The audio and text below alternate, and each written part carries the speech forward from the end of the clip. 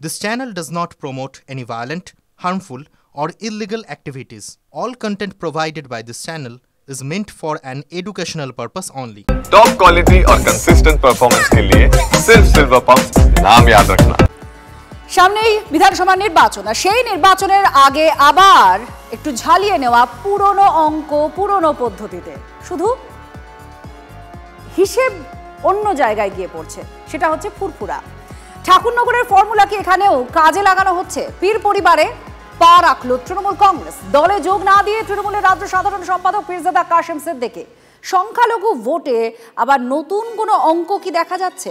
২৬-এর বিধানসভা ভোটে নওশাদকে চাপে ফেলতে তার পরিবারের সদস্যকেই অস্ত্র করছে তৃণমূল। বড় চক্রান্ত চলছে রাজনীতি নেতাদের। এই ফুরফুরা শরীফকে নিয়ে একটা মানে বড় মা মতুয়াদের মতো করার।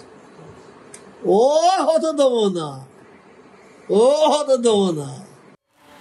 তোহা সিদ্দিকী বলেছিলেন, কিন্তু বাস্তবে ঘটল অন্য কিছুই। ইঙ্গিতটা মিলেছিল চলতি বছর মার্চে। প্রায় ৯ বছর পর ইফতারে যোগ দিতে ফুরফুরায় গিয়েছিলেন মমতা বন্দ্যোপাধ্যায়। সেই অনুষ্ঠানে তোহা সিদ্দিকীর বদলে মুখ্যমন্ত্রীর ছায়াসঙ্গী হিসেবে দেখা গিয়েছিল কাশেম সিদ্দিকীকে। তোহা কিছুক্ষণ অনুষ্ঠানে থেকে বেরিয়ে যান। এবার সেই কাশেম সিদ্দিকীকে দলের রাজ্য সাধারণ সম্পাদক পদ দিল তৃণমূল। দলে না আসা পর্যন্ত কোনো মানুষের জন্য কিছু কাজ করা যাবে না। ওই জন্য সেই সিদ্ধান্তটা আমাকে নিলাম, মানুষের জন্য কিছু কাজ করতে হবে। ফুরফুরা শরীফ উন্নয়ন যে পরিষদ আছে, যে কাজগুলো আমরা প্রতিবাদ করেছি, ঠিক মতো কাজ হয়নি। আজকে ঠিক মতো কাজ হবার জন্য আজকে আমাকে দলে আসা। কাজ করবেন তাই দলে যোগ দিয়েছেন। এবার কি ভোটের মঞ্চেও দেখা যাবে কাশেমকে? জল্পনা, ভাঙড়ে নওশাদের বিরুদ্ধেই প্রার্থী করা হতে পারে কাশেম সিদ্দিকীকে। ২৬-এ ভাঙড়ে কি তাহলে দুই পীরজাদার লড়াই? নওশাদ খোঁচাই দিচ্ছেন কাশেমকে। এটা আমি স্বাগত জানাচ্ছি। তবে ব্যাপারটা হচ্ছে দল চয়নের ক্ষেত্রে একটা দুর্নীতিগ্রস্ত দলকে চয়ন করে ফেললেন। শুধু ভাঙড় নয়, গোটা সংখ্যালঘু সমাজেই নওশাদের আইএসএফ এর বিরুদ্ধে তৃণমূলের বাজি হতে পারেন কাশেম। সংখ্যালঘু ভোটে ভাগাভাগি নাকি পীরজাদার হাত ধরেই সংখ্যালঘু ভোট বাক্স আরও শক্ত করল তৃণমূল? উত্তর মিলবে ভোট বাক্সেই। কিন্তু কাশেম সিদ্দিকীর এন্ট্রি কি তৃণমূলের অন্দরেও বিতর্কের ইন্ধন জোগালো? ক্যারিং পূর্বের বিধায়ক শওকত মোল্লার দলের একটি সভায় যা বললেন, সেটা কি হাতিয়ার করে কটাক্ষ নওশাদের? আজকে দেখলেন না, এদের মনে হয় খুব বেশি আর রুচিরোজা হচ্ছে।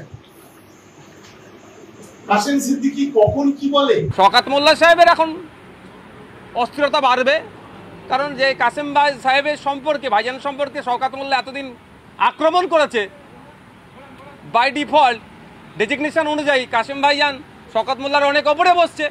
কাশেম ভাইজানকে এখন ভাইজান সম্বোধন করতে হবে, ফলে ওনার একটু ফাটবেই। তো ভোট এলে বারবারই খবরের সামনের সারিতেই উঠে আসে ফুরফুরা শরীফের নাম। নেতা নেত্রীদের যাতায়াতও বেড়ে যায়। সংখ্যালঘু ভোট টানতে ফুরফুরার বিকল্প নেই বলেই মনে করে রাজনৈতিক মহল। ২১-এর আগে প্রত্যক্ষ রাজনীতিতে পা দেন পীর পরিবারের নওশাদ।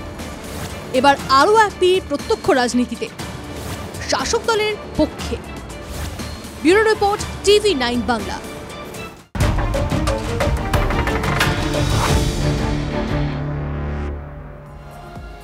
এবার পরের খবর, যেখানে সকলের নজর ছিল কয়েকদিন ধরে যে মিশন অ্যাক্সিওম 4 তার যাত্রা, সেটা পিছিয়ে গেল। আপনাদের জানায় যান্ত্রিক গোলযোগ হয়েছে, সেই জন্যই পিছিয়ে দেওয়া হয়েছে এমনটাই জানানো হচ্ছে। শুভাংশু শুক্লা এই মিশনের অন্যতম ছিলেন। ভারতীয় হিসেবে বলা যায় দ্বিতীয় মহাকাশচারী হচ্ছিলেন তিনি, কিন্তু পঞ্চমবার থেমে গেল এই মিশন। মহাকাশযানে ত্রুটি ধরা পড়েছে, আপাতত স্থগিত রাখা হয়েছে মিশন। স্পেস এক্সের তরফে এটা বলা হয়েছে যে লিকুইড অক্সিজেন সেটা লিক করছে, আর সেই জন্যই তারা স্থগিত রেখেছেন। কেন মহাকাশ যাত্রা পিছোতে হচ্ছে এই ব্যাখ্যা যেমন মাস্কের সংস্থা দিয়েছে, তার সঙ্গে সঙ্গে তারা জানিয়েছেন যে উৎক্ষেপণের ঠিক আগে মহাকাশযানের ফায়ার বুস্টার পরিদর্শনের সময় রকেটে SOx লিকের সমস্যা দেখা দেয়, আর রকেটে অক্সিজেন লিক করছে। ফ্যালকন 9 যে রকেট, এই সমস্যা সেখানে নতুন নয়, এর আগেও এই ধরনের সমস্যার সম্মুখীন হয়েছে। আর এই সমস্যার কারণে এবারও শুভাংশুদের মহাকাশ যাত্রা পিছিয়ে দিতে হলো স্পেস এক্সের। উৎক্ষেপণের নতুন তারিখ এখনো কিছু ঠিক করা হয়নি। সংস্থার তরফে জানানো হয়েছে প্রযুক্তিগত যে সমস্যা সেটা মেটানোর পরেই নতুন তারিখ ঘোষণা করা হবে। গতকাল যাত্রা কেন পিছিয়ে গেল, কি কারণ? দেখুন, গতকাল পিছিয়ে গিয়েছিল যা আবহাওয়া খারাপ ছিল বলে, কিন্তু আজকে যেটা হয়েছে তার থেকে অনেক বেশি সিরিয়াস। আজকে যেটা ওরা যান্ত্রিক ত্রুটি, কথাটা বাইরে থেকে দেখে মনে হচ্ছে খুব আপাতদৃষ্টিতে খুব সহজ সরল কিছু একটা, কিন্তু আজকে যেটা হয়েছে সেটা হচ্ছে লিকুইড অক্সিজেনের যে সিলিন্ডার, যেখান থেকে ড্রপ করে লিকুইড অক্সিজেন যায়, লিকুইড হাইড্রোজেনের সঙ্গে মার্চ করে এবং গিয়ে জলীয় বাষ্প তৈরি করে, তার থেকে যে এনার্জিটা বেরোয় সেই এনার্জিতে কিন্তু রকেটটা যায়। ফলে এই যে রকেটের যে যাত্রাটা, এই দুটো লিকুইডের মানে সমন্বয় হয় আর কি। তো যদি লিকুইড অক্সিজেন লিক হয়, যেখানে সেখানে লিক হয়, ফলে এটা যেহেতু প্রচণ্ড দাহ্য বস্তু, সেইটা খুব শিগগিরই সেই লিকের মধ্য দিয়ে গিয়ে সমস্ত সিলিন্ডারটা বাস্ট করে যেতে পারতো।